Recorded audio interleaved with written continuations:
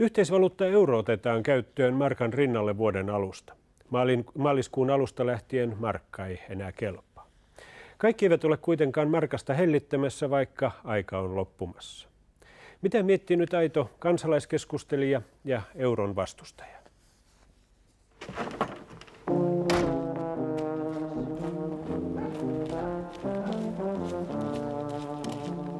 Millainenpa on toisinajattelijan lauantai-aamu?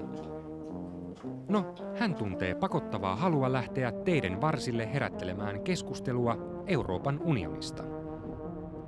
Antti Pesonen, alajärveläinen pienyrittäjä ja Vapaan Suomen liiton aktiivi Pohjanmaalta, uskoo näinkin yksinkertaisin konstein voivansa vaikuttaa kansalaismielipiteeseen EU:sta, vaikkapa tällä kertaa Jyväskylän ja Vaasan välisellä valtatiellä.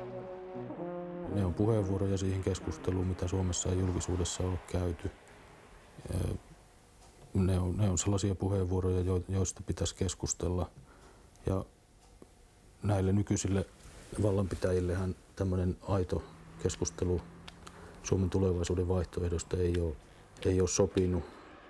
Niin ehkä joku sellainen, joka ei ole kauheasti kiinnostunut koko unionista tai näistä asioista, niin jossakin vaiheessa sitten herää miettimään, että tästäkö onkin kysymys.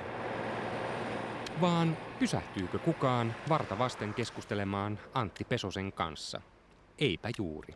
Mutta eipä häntä ja hänen kaltaisiaan kutsuta myöskään syystä tai toisesta kansalaisfoorumeihin keskustelemaan EU:n tulevaisuudesta. Itse asiassa kotimaan EU-koneistolle hän ei ole salonkikelpoinen keskustelija, koskapa Antti Pesosen ajatukset Suomen irtaantumisesta unionista ja markan säilyttämisestä edustavat yhteisvaluutta euron aattona turhauttavaa epärealismia. Jos me puhutaan kansalaiskeskustelusta tai sen puutteesta, niin voi sanoa, että kyllähän se näennäiskeskustelua on. Että jos meillä pääministeri esittää, että nyt on käytävä tästä ja tästä keskustelua, sitten joku EU-maksama professori esittää siihen kommentteja pari kertaa ja sitten se keskustelu on käyty, eikä lähtökohtaisesti otettaisi semmoista niin sanottua keskustelua, jossa on vain yksi vaihtoehto ja kehittäkää sitten siitä. Antti Pesonen on nimittäin sitä mieltä, että suomalaisia on kutakuinkin huijattu. Kun kansa äänesti juu EU:hun liittymisestä vuonna 1994, kansalaisille ei riittävän selvästi kerrottu päätöksen johtavan talous- ja rahaliittoon kuin yhteisvaluuttaankin. Näistä olisi pitänyt järjestää erikseen kansanäänestys. 349,30. Mitä euro sinulle merkitsee? Se on väärä raha Suomessa. Euron takanahan on EUn tärkeimmät taustavoimat, eli suuryritysten ja suursijoittajien edut. Ja kun EU on suuren rahan harvainvalta ja toisaalta suurten jäsenmaiden, lähinnä Saksa ja Ranska johtama suurvaltahanke, niin nämä tahothan siinä on takana.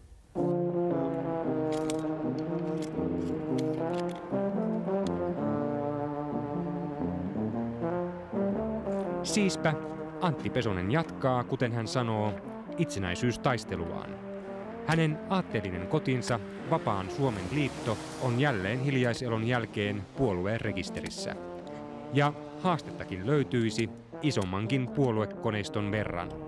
Miten aktivoida nosteeksi muiden EU-kriittisten kanssa suomalaisten kasvanut EU-epäluuloisuus? Siis tällainen yhteisrintaman muodostaminen olisi ehkä pitänyt olla jo alun alkaen.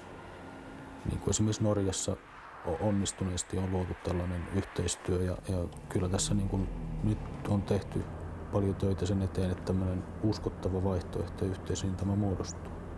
Mihin suuntaan nyt kaikista tästä huolimatta ja realismiin ottaen huomioon?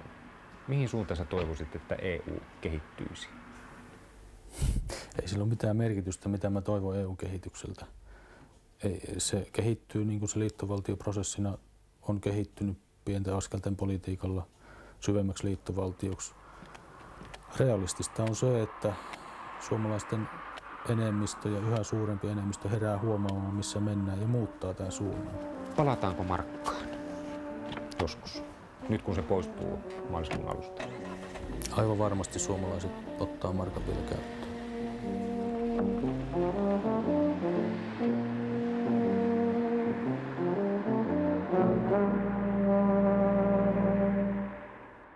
Antti Pesosta huolestuttaa itse asiassa sama asia kuin pääministeri Paavo Lipposta, nimittäin se, ettei EUsta keskustella tarpeeksi.